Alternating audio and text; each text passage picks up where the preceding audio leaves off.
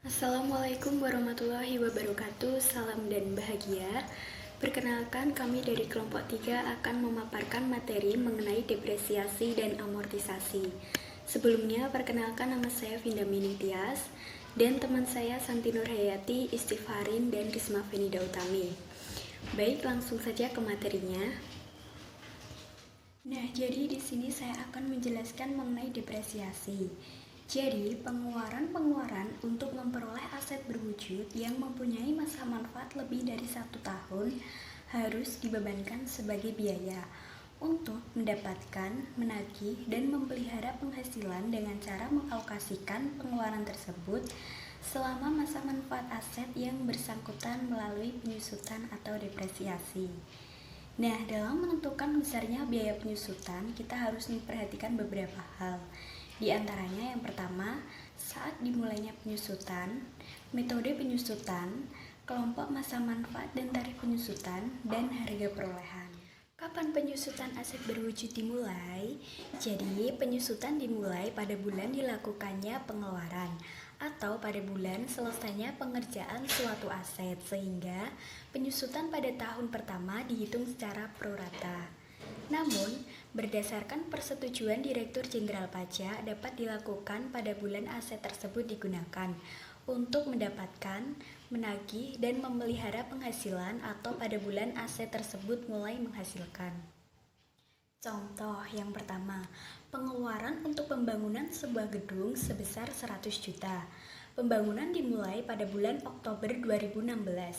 Bangunan tersebut selesai dan siap digunakan pada bulan Maret 2017. Penyusutan atas harga perolehan bangunan gedung tersebut dimulai pada bulan Maret 2017. Contoh yang kedua, PT X yang bergerak di bidang perkebunan membeli traktor tahun 2016. Perkebunan tersebut diperkirakan mulai menghasilkan panen pada tahun 2017. Penyusutan traktor tersebut dimulai pada tahun 2017. Namun, dengan persetujuan Direktur Jenderal Pajak, penyusutan traktor tersebut dapat dilakukan mulai tahun 2016. Metode penyusutan apa yang diperbolehkan untuk kelompok aset berwujud?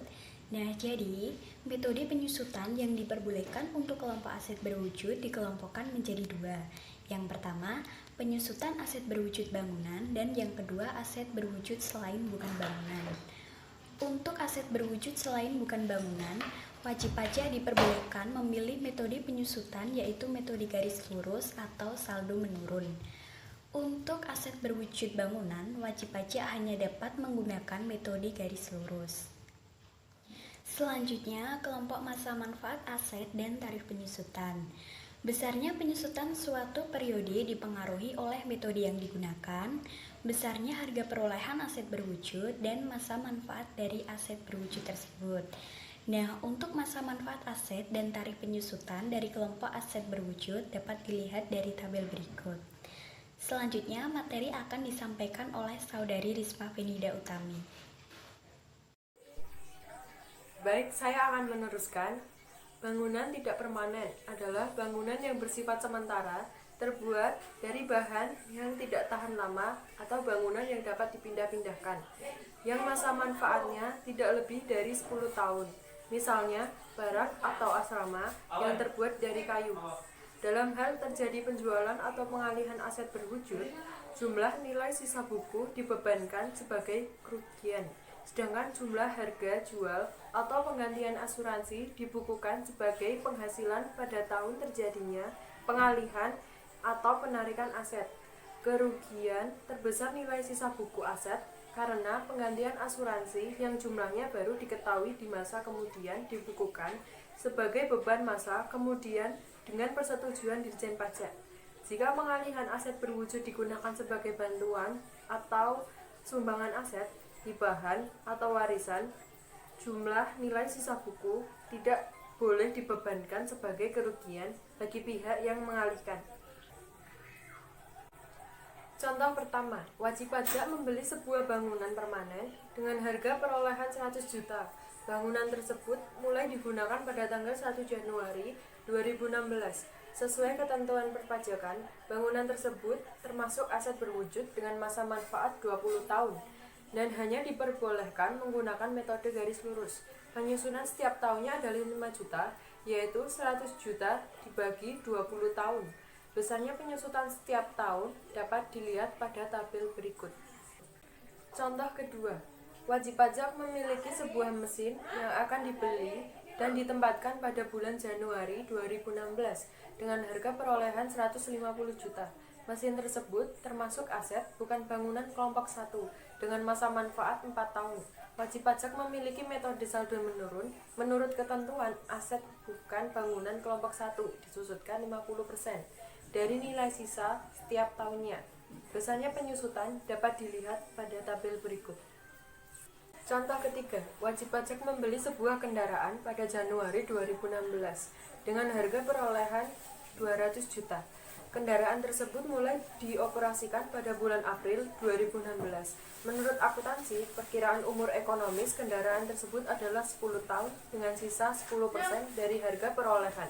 Sementara menurut perpajakan, kendaraan tersebut termasuk aset berwujud kelompok 2, yaitu umur ekonomis 8 tahun, tarif penyusutan 12,5% dengan metode garis lurus. Penyusutan setiap tahunnya 25 juta, yaitu 12,5% dikalikan dengan 200 juta. Besarnya penyusutan setiap tahunnya dapat dilihat pada tabel berikut. Yang keempat, penyusutan aset berwujud tertentu. Pertama, atas biaya perolehan atau pembelian telepon seluler yang dimiliki atau digunakan perusahaan untuk pegawai tertentu karena jabatan atau pekerjaannya dapat dibebankan sebagai biaya perusahaan sebesar 50% dari jumlah biaya perolehan atau pembelian melalui penyusutan aset tetap kelompok 1. Kedua, atas biaya perolehan atau pembelian atau perbaikan besar bus, minibus, atau yang sejenis, uang dimiliki dan digunakan perusahaan untuk antar jemput para pegawai dapat dibebankan seluruhnya sebagai biaya perusahaan melalui penyusutan aset tetap kelompok 2. Yang ketiga, atas biaya perolehan atau pembelian atau perbaikan besar kendaraan sedan atau yang sejenis yang dimiliki dan digunakan perusahaan untuk pegawai tertentu karena jabatan atau pekerjaannya dapat dibebankan sebagai biaya perusahaan sebesar 50% dari jumlah biaya perolehan atau biaya pembelian atau perbaikan besar melalui penyusutan aset tetap kelompok 2.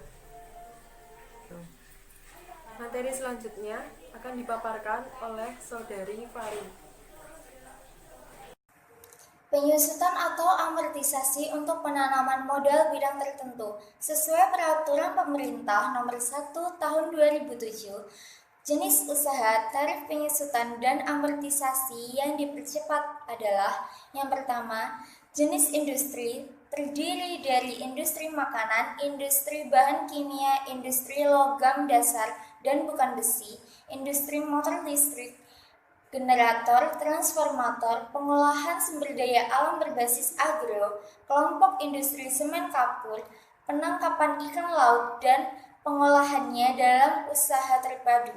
Fasilitas tersebut hanya akan diberikan kepada wajib pajak dalam negeri berbentuk perseroan terbatas dan koperasi. Tarif penyusutan dan amortisasi dipercepat dapat dilihat pada tabel berikut.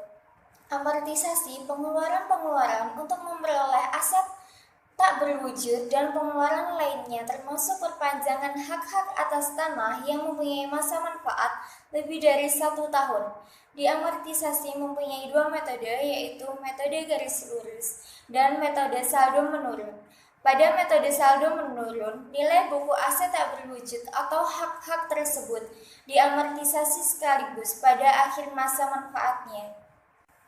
Pengelompokan aset tak berwujud berdasarkan masa manfaat dan tarif amortisasi. Aset tak berwujud pada kelompok pertama mempunyai masa manfaat 4 tahun. Tarif amortisasi pada garis lurus sebesar 25% dan pada saldo menurun sebesar 50%. Dan pada kelompok 2 mempunyai masa manfaat 8 tahun, tarif amortisasi garis lurus sebesar 12,5% dan pada saldo menurun sebesar 25%. Pada kelompok ketiga mempunyai masa manfaat 16 tahun dengan tarif amortisasi pada garis lurus sebesar 6,25% dan pada saldo menurun sebesar 12,5%. Dan pada kelompok keempat mempunyai masa manfaat 20 tahun, tarif amortisasi pada garis lurus sebesar 5% dan pada saldo menurun sebesar 10%. Pengeluaran yang juga akan diamortisasi sesuai dengan ketentuan kelompok aset tak berwujud. Masa manfaat dan tarif amortisasi diantaranya yang pertama, pengeluaran untuk biaya pendirian dan biaya perluasan modal suatu perusahaan yang dibebankan dalam tahun terjadinya pengeluaran. Yang kedua, pengeluaran yang dilakukan sebelum operasi komersial yang mempunyai masa manfaat lebih dari 1 tahun. Amortisasi aset tak berwujud dan pengeluaran tersebut jika menggunakan metode saldo menurun, nilai sisa buku pada tahun terakhir masa manfaat akan diamortisasi sekaligus dengan syarat dilakukannya secara taat asas.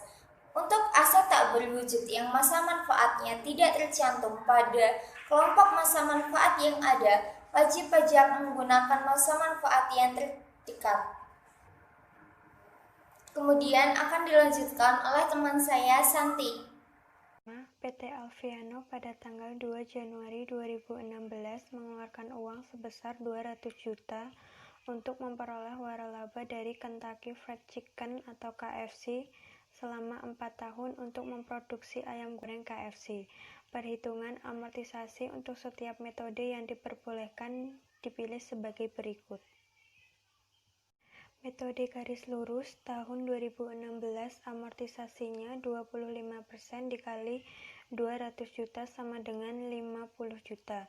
Nilai sisa bukunya adalah 200 juta dikurangi 50 juta sama dengan 150 juta.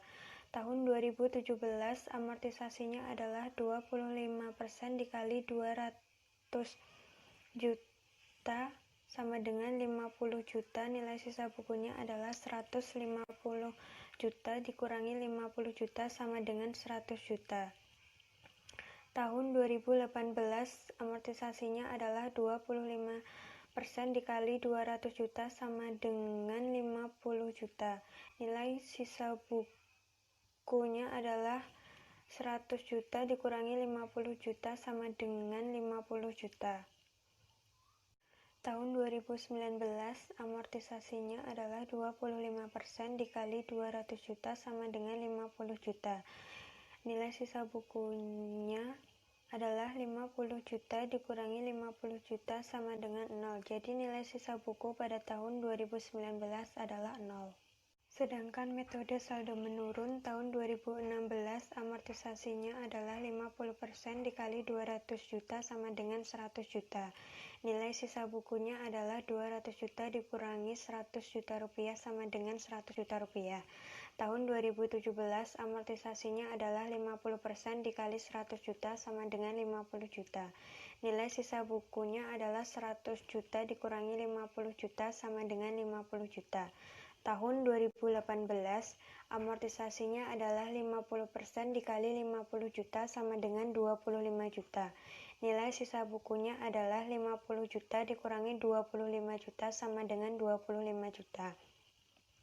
Tahun 2019 amortisasinya adalah 25 juta. Nilai sisa buku akhir tahun 2018. Sedangkan nilai sisa buku adalah 0, diamortisasi sekaligus. Amortisasi di bidang penambangan minyak dan gas bumi. Pengeluaran untuk memperoleh hak dan pengeluaran lain yang mempunyai masa manfaat lebih dari 1 tahun di bidang penambangan minyak dan gas bumi diamortisasi dengan metode satuan produksi. Metode satuan produksi dilakukan dengan menerapkan presentasi amortisasi. Besarnya presentasi amortisasi setiap tahun sama dengan presentasi perbandingan antara realisasi penambangan minyak dan gas bumi pada tahun yang bersangkutan dan taksiran jumlah seluruh kandungan minyak dan gas bumi yang dapat diproduksi di lokasi tersebut. Apabila jumlah produksi yang sebenarnya lebih kecil dari yang diperkirakan, maka masih terdapat sisa pengeluaran untuk memperoleh hak atau pengeluaran lain. Sisa pengeluaran tersebut boleh dibebankan sekaligus dalam tahun pajak yang bersangkutan.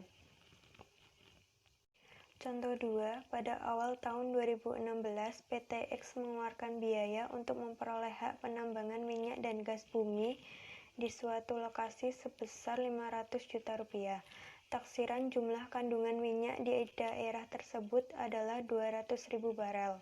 Realisasi produksi selama 5 tahun berturut-turut adalah 30.000 barel, 40.000 barel, 60.000 barel, 45.000 barel, dan 25.000 barel. Amortisasi selama 5 tahun dihitung sebagai berikut. Tahun 2016, presentasi amortisasi 30.000 dibagi 200.000 dikali 100% sama dengan 15%. Amortisasinya adalah 15% dikali 500 juta sama dengan 75 juta. Nilai sisa buku adalah 500 juta rupiah dikurangi 75 juta rupiah sama dengan 425 juta rupiah. Tahun 2017, presentasi amortisasi 40.000 dibagi 200.000 dikali 100% sama dengan 20%. Amortisasinya adalah 20% dikali 500 juta rupiah sama dengan 100 juta rupiah. Nilai sisa buku 425 juta dikurangi 100 juta rupiah sama dengan 325 juta rupiah. Tahun 2018, presentasi amortisasi adalah 60.000 dibagi 200.000 dikali 100% sama dengan 30%. Amortisasinya adalah 30% dikali 500 juta rupiah sama dengan 150 juta rupiah. Nilai sisa bukunya adalah 325 juta rupiah dikurangi 150 juta rupiah sama dengan 175 juta rupiah. Tahun 2019, presentasi amortisasi 45.000 dibagi 200.000 dikali 100% sama dengan 22,5%. Amortisasinya adalah 22,5% dikali 500 juta rupiah sama dengan 112.500.000 rupiah. Nilai sisa bukunya adalah 175 juta rupiah dikurangi 112.500.000 rupiah sama dengan 62.500.000 rupiah. Tahun 2020, presentasi amortisasinya adalah 25.000 dibagi 200.000 dikali 100% sama dengan 12,5%. Amortisasinya adalah 12,5% dikali 500 juta rupiah sama dengan 62.500.000 rupiah. Nilai sisa bukunya adalah 62.500.000 rupiah dikurangi 62.500.000 rupiah sama dengan 0. Jadi nilai sisa buku pada tahun 2020 sama dengan 0 atau kosong. Amortisasi di bidang penambangan selain minyak dan gas bumi. Pengeluaran untuk memperoleh hak penambangan selain minyak dan gas bumi, hak pengusahaan hutan, atau hak pengusahaan sumber alam serta hasil alam lainnya, seperti hak pengusahaan hasil laut yang mempunyai masa manfaat lebih dari 1 tahun, diamortisasi berdasarkan metode satuan produksi dengan jumlah yang paling tinggi 20% setahun. Jika dalam suatu tahun ternyata jumlah produksi mencapai lebih 20% dari jumlah potensi yang tersedia, besarnya amortisasi yang diperkenankan untuk dikurangkan dari penghasilan bruto pada tahun tersebut adalah 20% dari pengeluaran untuk memperoleh hak-hak tersebut. Contoh 3, PT Belantara tahun 2012 mengeluarkan uang sebesar 500 juta rupiah untuk memperoleh hak pengusahaan hutan yang mempunyai potensi 10 juta ton kayu. Jumlah produksi tahun 2016 dan 2017 masing-masing adalah 3 juta ton kayu dan 2 juta ton kayu. Amortisasi maksimum yang diperbolehkan dihitung sebagai berikut. Tahun 2016, jumlah amortisasi berdasarkan presentasi realisasi produksi adalah 3 juta ton dibagi 10 juta ton dikali 500 juta rupiah, sama dengan 30% dikali 500 juta rupiah, diperoleh 150 juta rupiah. Jumlah amortisasi maksimal diperbolehkan adalah 20%, jadi 20% dikali 500 juta sama dengan 100 juta rupiah. Tahun 2017, jumlah amortisasi berdasarkan presentasi realisasi produksi adalah 2 juta ton dibagi 10 juta ton dikali 500 juta rupiah, sama dengan 20% dikali 500 juta rupiah, diperoleh 100 juta rupiah. Jumlah amortisasi maksimal diperbolehkan adalah 20%, jadi 20% dikali 500 juta rupiah, diperoleh 100 juta rupiah. Walaupun jumlah produksi tahun 2016 mencapai 30% dari jumlah potensi yang tersedia, tetapi besarnya amortisasi yang diperkenankan untuk dikurangkan dari penghasilan bruto pada tahun tersebut adalah 20% dari pengeluaran, yaitu sebesar 100 juta rupiah. Sekian materi dari kelompok kami. Apabila terdapat kesalahan dalam memaparkan materi, kami mohon maaf. Sekian, wassalamualaikum warahmatullahi wabarakatuh.